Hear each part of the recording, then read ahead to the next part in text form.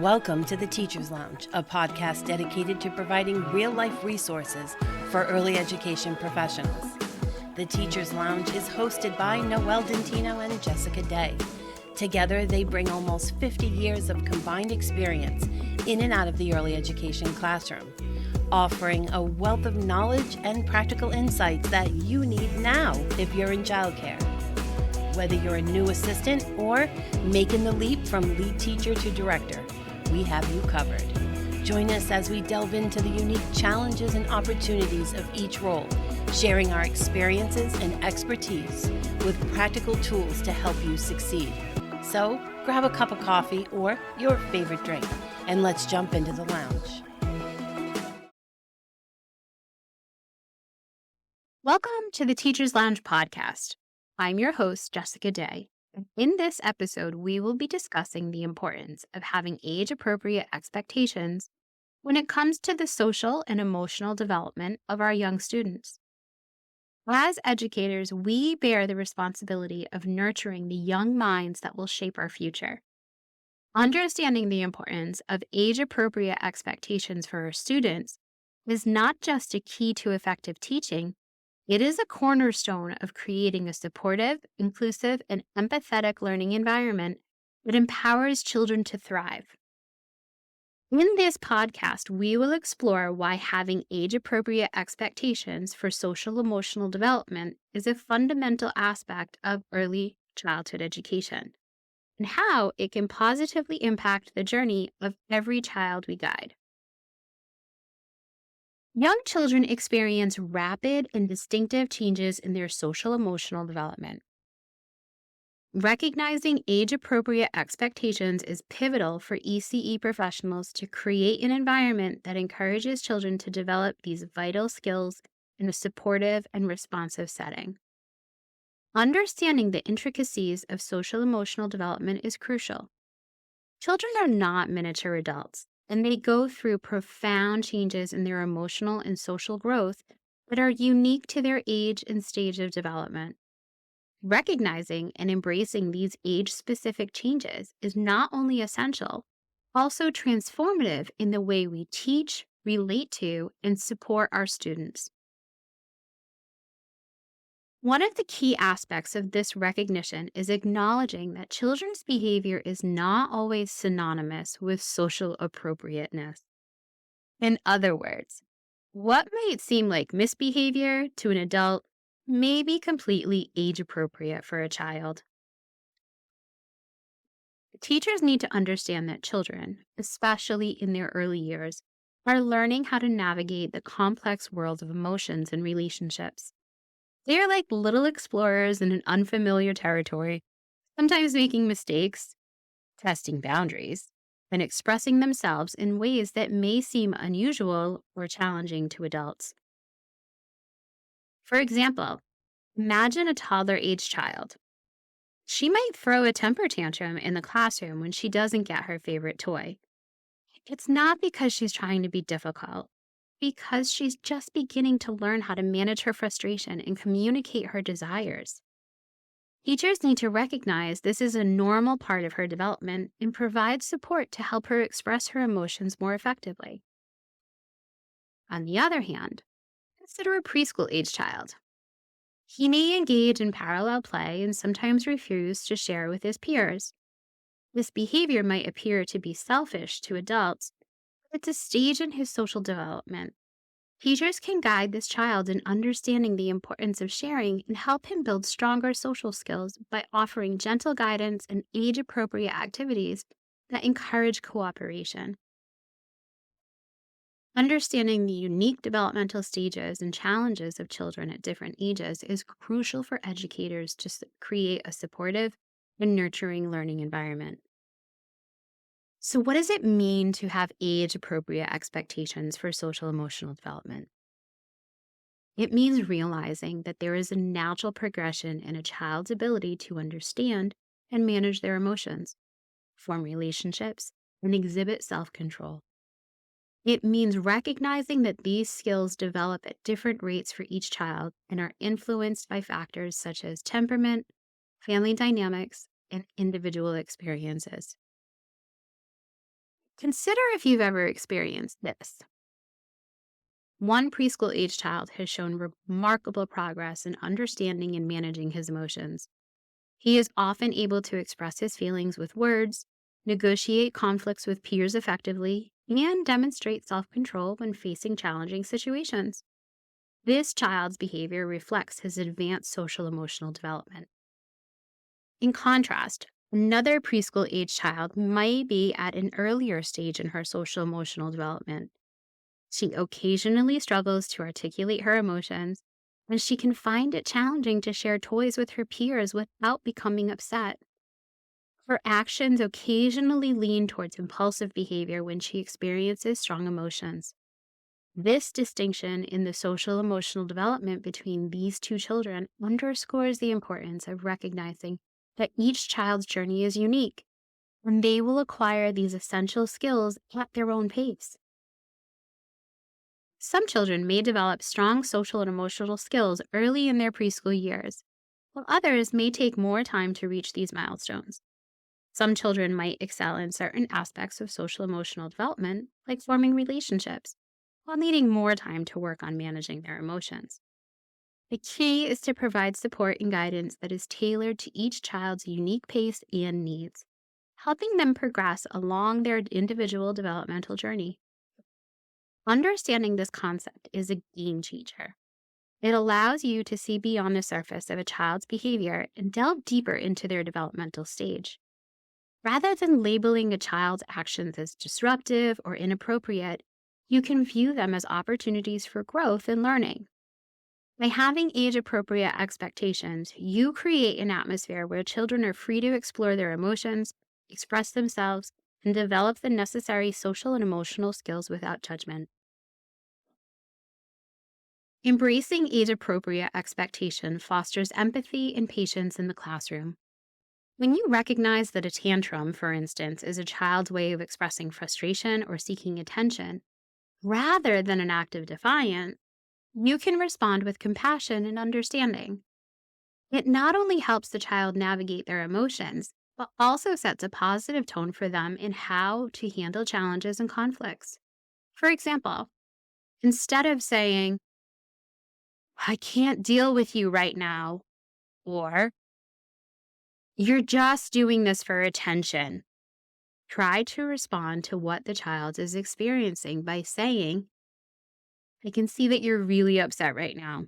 It's okay to feel that way. When you're ready, I'm here and we're happy to help you calm down." Or you can say, "I understand that you're upset right now, but it's not safe to scream or hit. We can talk about what's bothering you when you're calm and ready to talk." Building trust and attachment with young children is crucial in early childhood education. Age-appropriate expectations, which recognize and validate children's emotions and behaviors, create a nurturing and secure environment. This fosters trust, allowing children to feel safe, loved, and valued, and in return helps them form secure attachments, which are fundamental for their social and emotional development. Understanding and supporting emotional expression and regulation is integral to the broader concept of age-appropriate expectations. When teachers acknowledge that young children are still learning how to navigate their emotions, it becomes easier to appreciate their emotional outbursts and behaviors as age-appropriate responses to the challenges they face. Here are some more examples of how to respond to these types of situations. "I can see that you're really feeling frustrated right now. It's okay to feel that way, and we can work through it together." Or you can even respond by saying, "Let's talk about what's making you feel this way. Sharing your feelings with us helps us understand and find ways to make you feel better." Responses that we want to avoid and not use would be statements like, "Why are you always so emotional? You need to toughen up and stop making a fuss about everything." Or, "Quit your whining and grow up. Your emotions are annoying and nobody wants to hear them." These negative responses belittle the child's emotions, use derogatory language, and fail to provide any support or guidance in managing their feelings. It may make the child feel rejected and unimportant. Recognizing that young children may struggle with emotions such as frustration, anger, and sadness, we can guide them in developing coping strategies. By providing age-appropriate tools and support, we teach children that it's okay to feel a wide range of emotions. This empowers them to express their feelings in socially acceptable and personally satisfying ways. The concept of age-appropriate expectations is especially pertinent when it comes to peer interactions. Children develop socially at their own pace, and it is essential for teachers to recognize and respect these variations. By guiding children in positive social interactions, we enable them to learn the value of sharing, taking turns, and solving problems together. In these early interactions, children begin to understand the dynamics of friendship and the joys of collaboration. They learn that relationships are built on mutual respect, effective communication, and empathy. When we establish age-appropriate expectations for peer interactions, we help children take their first steps toward forming meaningful friendships and working collaboratively as they progress in their educational journey. Pause for a moment and reflect on two kids in the same age in your classroom. Can you see how they are similar and how they are different? This understanding extends to the broader context of age-appropriate expectations in early childhood education. When we acknowledge that children are on unique developmental paths, we create an environment that allows each child to flourish at their own pace. This approach, which encompasses emotional expression and regulation, empathy, trust, and attachment, fosters not only social and emotional growth, also an inclusive and supportive learning environment. By embracing these principles, we empower our young students to navigate their emotions, form secure attachments, and develop the essential life skills they need to thrive both academically and emotionally. In the following sections, we'll delve deeper into practical strategies to implement these concepts in your classroom, equipping you to be a more informed and empathetic educator. Young children often exhibit social-emotional behaviors that are developmentally appropriate, but may be perceived as inappropriate to teachers who do not consider age-appropriate expectations. Here are 5 examples. Temper tantrums. Young children may have meltdowns when they are unable to express their frustration or disappointment verbally. These tantrums are a normal part of emotional development as they learn to cope with strong emotions, but they can be seen as disruptive by teachers who don't understand their developmental stage. Parallel play. In early childhood, typically between the ages of 2 and 3 years old, parallel play is common, where children play near each other, but not necessarily together. Teachers may mistakenly view this as a lack of social interaction, when it's really a step in their social development. Bluntness. Young children are often straightforward in their communication, and they might make comments that are considered impolite or too direct by adult standards.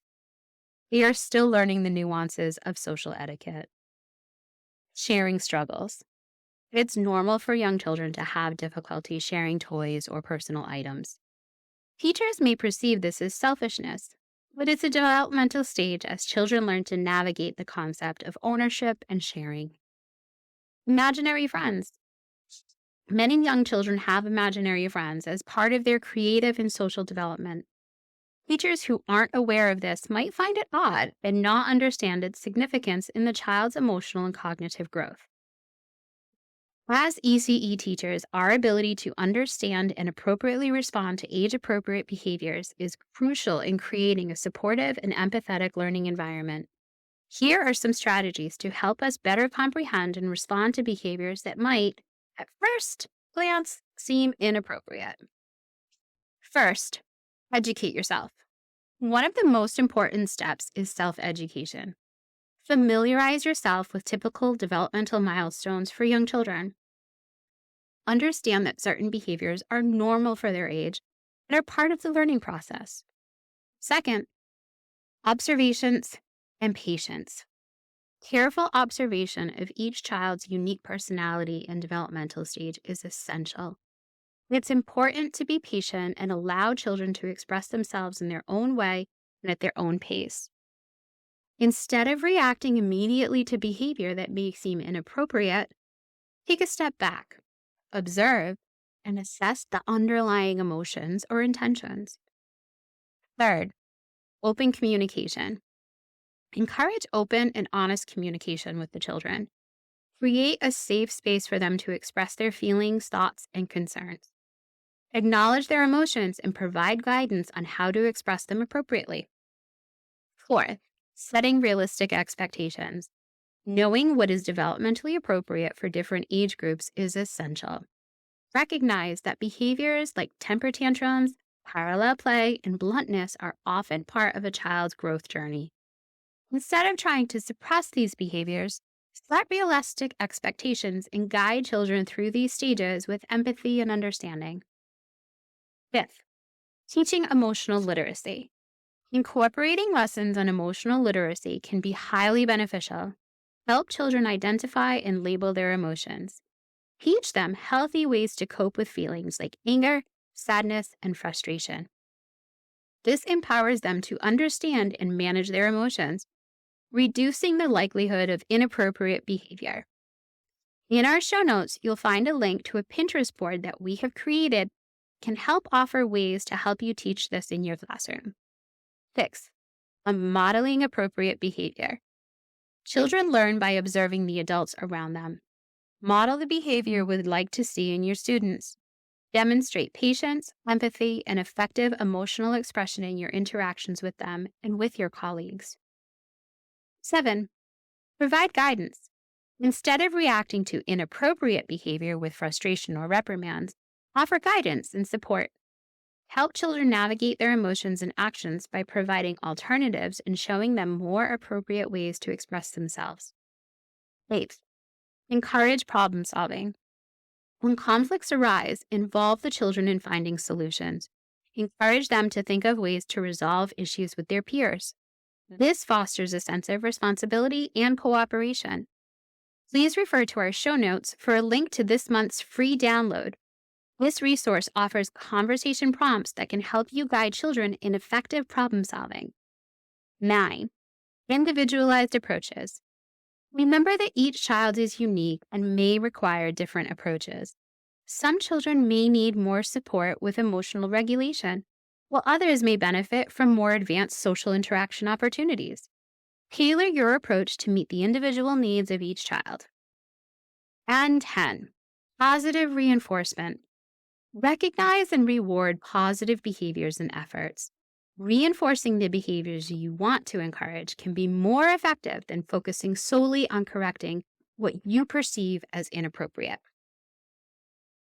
Incorporating these approaches into your teaching practices will not only help you better understand and appropriately respond to age-appropriate behaviors, but will also create a nurturing and supportive environment where children can thrive emotionally and socially. By embracing the uniqueness of each child's developmental journey, you can empower them to grow into emotionally resilient and socially adept individuals. Remember that children's social and emotional development is dynamic and an ongoing process. By adopting a patient, empathetic, and informed approach, ECE teachers can create an environment where children feel valued, understood, and empowered to grow socially and emotionally. This, in turn, sets the stage for lifelong well-being and success. Understanding age-appropriate expectations for social and emotional development in young children within the ECE environment is not merely a best practice, it is a cornerstone of our role as educators. By embracing these principles and fostering secure attachments, emotional regulation, empathy, and effective communication, ECE professionals can create a supportive and nurturing environment that sets the stage for lifelong social-emotional well-being. Jane is a teacher at an early education program. Jane had always enjoyed teaching young children. She loved the energy and enthusiasm they brought into her preschool classroom each day. But lately, she had been noticing something about her reactions to certain student behaviors. This group of children was in the same age range that she had always worked with.